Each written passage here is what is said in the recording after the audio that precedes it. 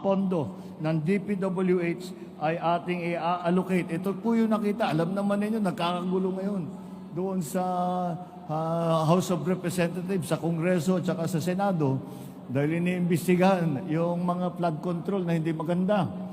Kaya po, nakapag-savings po tayo dahil marami kaming nakita na project na hindi talaga tumutugon doon sa problema. At saka may mga ghost project pa, at saka yung pagkagawa.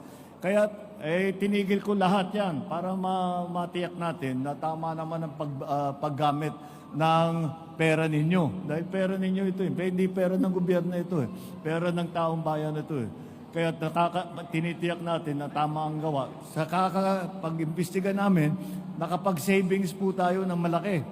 Kaya yung savings na po yun ay, yun na nga, doon natin kukunin ang mahigit 175 bilyong piso para ilalagay natin sa lahat ng pagtutulong, lahat ng benefits para sa ating mga kababayan.